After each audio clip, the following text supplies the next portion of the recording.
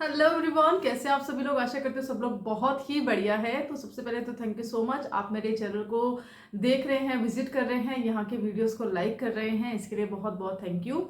आज हम बात करने वाले हैं यहाँ पर बिहार जुडिशरी के रिगार्डिंग, यहाँ पर जो अमेंडमेंट हुआ है उसके रिगार्डिंग। ऑल्दो आपने कहीं ना कहीं ये सुना होगा, देखा होगा, अभी हाल ही में काफ़ी सारी ये चीज़ जो है बाहर आ रही है कि अभी जो बिहार जुडिशरी है उसमें कुछ रूल्स अमेंडमेंट हुए हैं। उसके रिगार्डिंग ही यह वीडियो रहेगा। मैं आपको बताऊंगी कि एक्चुअली में कौन सी पॉइंट है और कौन सी चीज़ है जो एक्चुअली में आपको जानना जरूरी है, जहां पर कि हमें सीधे सीधे पता होना चाहिए कि भाई ये जो चीज़ थी ये पहले थी और ये जो चीज़ है अब हो रही है। इसमें कोई भी इतना ज़्यादा लंबा खींचने वाली कोई बात है नहीं, तो वो सारी चीज़ें हम यहाँ पे क्लियर करेंगे। दूसरा ये रहता है कि यहाँ पर क्योंकि बिहार जुडिशरी है और बिहार में अभी चुनाव भी होने वाले हैं, तो बिहार के चुनाव की डेट भी अभी आ चुकी है। 14 नवंबर को तो रिजल्ट भी अनाउंस हो जाएंगे, तो उसके बाद में हमारे सामने एक और महीना रहेगा, वह रहेगा दिसंबर महीना। तो उसमें भी नई सरकार आने के बाद भी जो वैकेंसीज जो अभी अमेंड हुई है, हो सकता है, बहुत सारी संभावना है कि क्योंकि जो अमेंडमेंट है अभी चुनाव से पहले अमेंडमेंट हो चुके हैं, तो ये बहुत संभावना है कि यहाँ पर चुनावों के बाद में जो है वैकेंसीज को यहाँ पर जो है रिक्रूटमेंट निकाल दिया जाएगा। तो यहाँ पर मेनली दो चीज़ें मैं आपके सामने शेयर करूंगी कि यहाँ पर जो बिहार में जो ऑफिशियल मंत्रिमंडल की जो बैठक होती है, मीटिंग्स होती है, वहाँ पर ये जो डिसीजंस होते हैं, जो रिक्रूटमेंट होते हैं, वहाँ पे लॉ डिपार्टमेंट पर का जो अमेंडमेंट का था, वहाँ पर ये जो मीटिंग है उसमें हुआ था। वेरियस डिपार्टमेंट जैसे कि लीगल में भी, अब जैसे मान को हम बात करते हैं हायर जुडिशरी और लोअर जुडिशरी की, उसके अलावा भी काफ़ी सारी जगह पे यहाँ पर कुछ कुछ अमेंडमेंट्स हुए हैं, काफ़ी सारी चीज़ें हुई है। पर क्योंकि हमारे इस चैनल में हम लोग सिर्फ और सिर्फ लीगल का ही यहाँ पर दिखाएंगे, तो यहाँ पर हायर जुडिशरी और जो लोअर जुडिशरी है उसमें चीज़ों में चेंजेस हुआ है।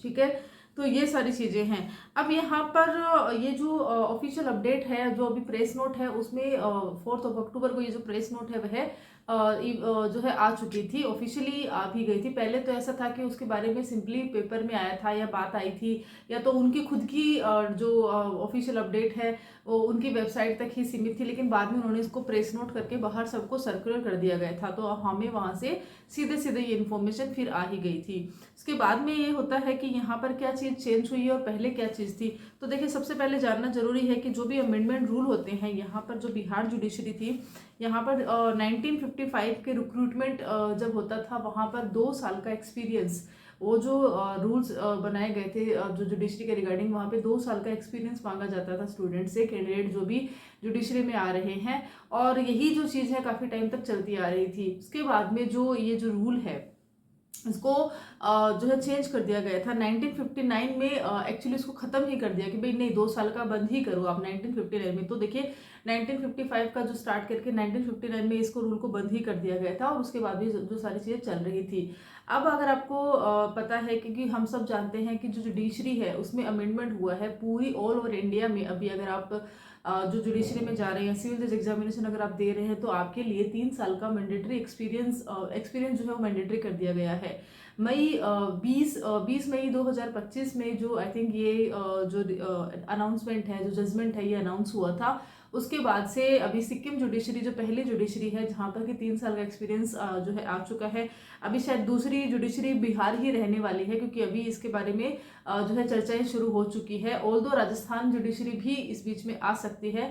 फरवरी और मार्च 2026 में राजस्थान जुडिशरी भी हमें वापस देखने को मिलेगी। अभी जो आरजेएस है उसके एग्जामिनेशंस में जो है अभी मेन एग्जामिनेशन जो है अभी अक्टूबर में ही होने वाले हैं। वहां पर 3 साल का एक्सपीरियंस नहीं बताया गया है, जबकि वो मई के बाद में है। लेकिन इसमें सिर्फ इतना ही चेंजेस है, क्योंकि जो नोटिफिकेशन है वह मई से पहले का आया हुआ है। तो सुप्रीम कोर्ट ऑफ इंडिया के जजमेंट के अकॉर्डिंग भी ऐसा है कि भाई मई 2025 के बाद में जो भी नोटिफिकेशन आएगा उसमें 3 साल का एक्सपीरियंस मैंडेटरी रहेगा। उससे पहले जो भी नोटिफिकेशन आया हुआ है वह उसके हिसाब से ही चलता रहेगा। तो यहाँ पर 2025 में दोबारा अमेंडमेंट हुआ है, वह क्या रहता है, तो यहाँ पर जो जुडिशरी रिक्रूटमेंट रूल है, जो सर्विस रूल है, सिविल जज एग्जामिनेशन जो यहाँ के रिक्रूटमेंट रूल है, वहाँ पर रूल 6C है उसको पहले रिपील कर दिया गया था, अभी उस रूल को वापस लागू कर दिया गया है। हमें सिर्फ और सिर्फ इतना जानना है कि ये जो रूल 6 है और /C है ये क्या है।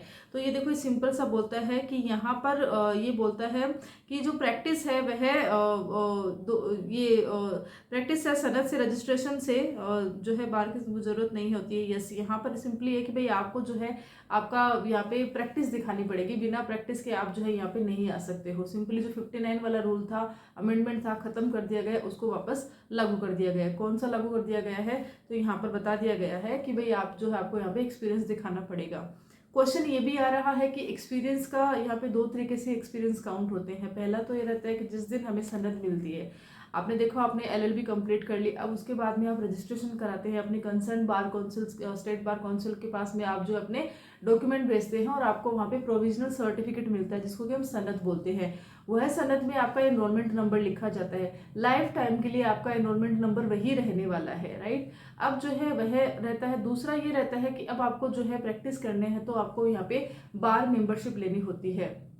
तो बार मेंबरशिप लेने के लिए आपके पास में 2 साल का प्रोविजनल सर्टिफिकेट ये आपका रहता है, लेकिन 2 साल के बाद में ये ऑटोमेटिक जो है लाइसेंस जो है वो खत्म हो जाता है। मीन्स कि अब जो है आपको AIBE देना होता है।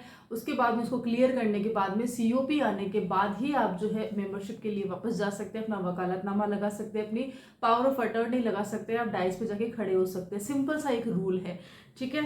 तो यहाँ पर यही जो चीज़ है बताया गया है कि भाई आपको जो है कैसे करना है, क्या करना है। इसमें थोड़ा सा कुछ चीज़ें हैं जो आपको समझनी यहाँ पे जरूरी है, वो मैं आपके साथ में यहाँ पे शेयर कर देती हूँ। ओके, अब जो है रूल 6 में जो रूल 6C है उसमें जो अमेंड हुआ है वह क्या हुआ है, तो यहाँ पर क्या बताया गया है कि 3 साल की जो मैंडेटरी एक्सपीरियंस है वह लागू करी गई है।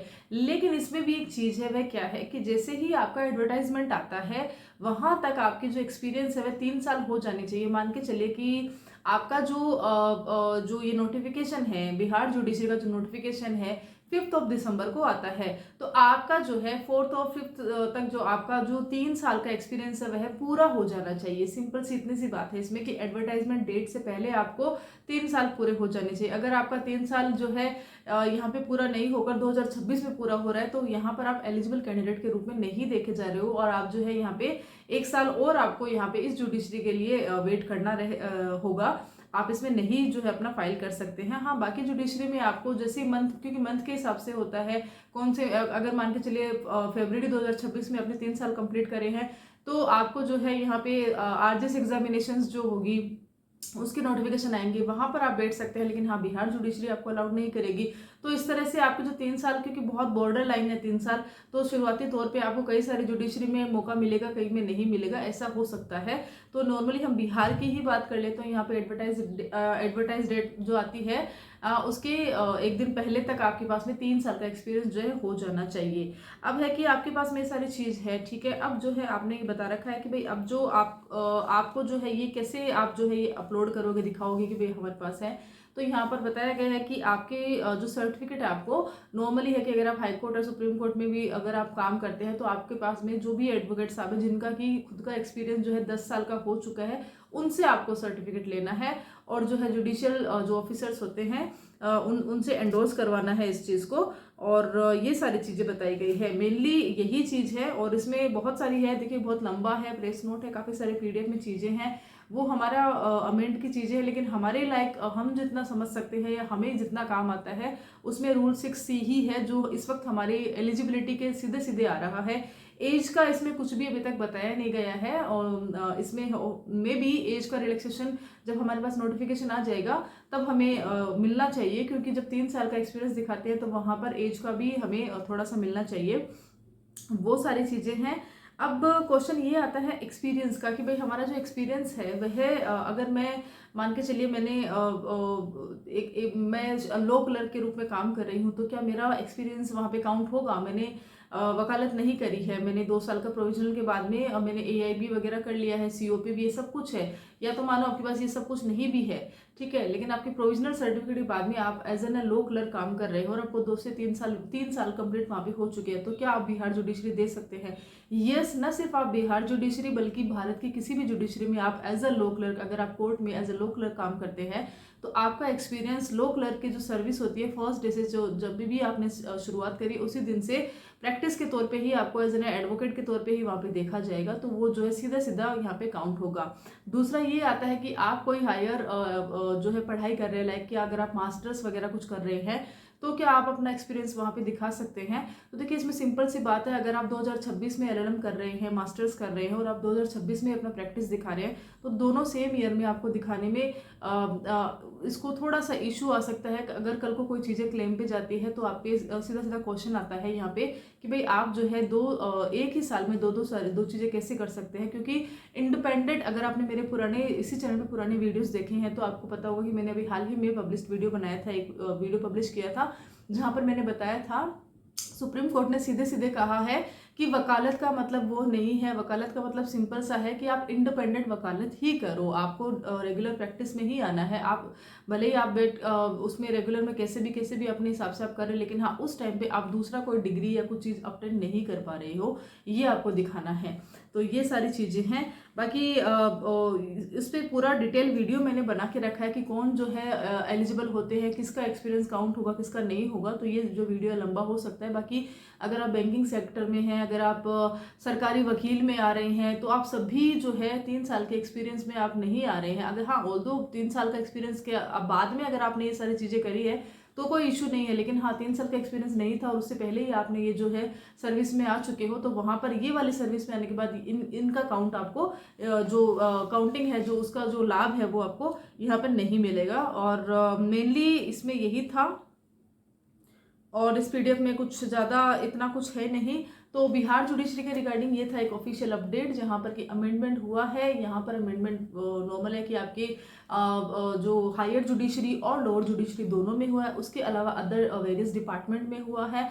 और हमारा जो रूल्स 3 साल के जो मैंडेटरी है एक्सपीरियंस है उसको भी लागू कर दिया गया है। कब से लागू कर दिया कि जिस दिन आपका एडवर्टाइजमेंट आएगा उससे पहले तक आपके पास में 3 साल पूरे हो जाने चाहिए। आपको जो ये एक्सपीरियंस जो सर्टिफिकेट है वो कहाँ से दिखाना है, तो आप डायरेक्ट जुडिशियल जो ऑफिसर्स रहते हैं, आई थिंक वो रहते हैं, वहाँ से आप डायरेक्ट इंडोर्स भी करवा सकते हैं। यस, प्रिंसिपल जुडिशियल ऑफिसर्स जो रहते हैं वहाँ से एंडोर्स करवा सकते हैं। एंड देन अगर आप 10 साल के जिनके एक्सपीरियंस हो चुका है वकालत में, उन वकील साहब के थ्रू भी उनके ऑफिस में जो लॉ फॉर्म होती है वहाँ से भी आप अपना सर्टिफिकेट बनवा सकते हैं। वहाँ पर भी आपको एंडोर्स करवाने की जरूरत होती है प्रिंसिपल जुडिशियल ऑफिसर को। तो कुछ मेन चीज़ें हैं इसके रिगार्डिंग। फिर भी अगर आपको कोई क्वेश्चन आता है तो आप मुझे कमेंट करके पूछ सकते हैं। मैं आपको बहुत हैप्पीली आपको कोशिश करूँगी आपको कमेंट करूँ, एज सुन एज पॉसिबल आपको कमेंट करूँ। और आप मुझे जुड़ सकते हैं, मेरी इंस्टाग्राम आईडी है एडवोकेट बिंदु धवाई, वहाँ पर भी आप मुझसे जुड़ सकते हैं। और कौन से जुडिशरी के बारे में आपको जानना है, पूछना है, तो आप मुझे कमेंट करके पूछ सकते हैं। वीडियो अच्छा लगे तो वीडियो को शेयर कर सकते हैं। चैनल पे पहली बार आए तो आई विश कि आप चैनल को विजिट करके आइए, यहाँ के वीडियोज़ देखिए एंड डेफिनेटली आपको यहाँ के वीडियोज़ काफ़ी अच्छे लगेंगे, इन्फॉर्मेटिव लगेंगे। सो आशा करती हूँ ये वाला वीडियो भी आपको अच्छा लगा होगा। Till then thank you so much.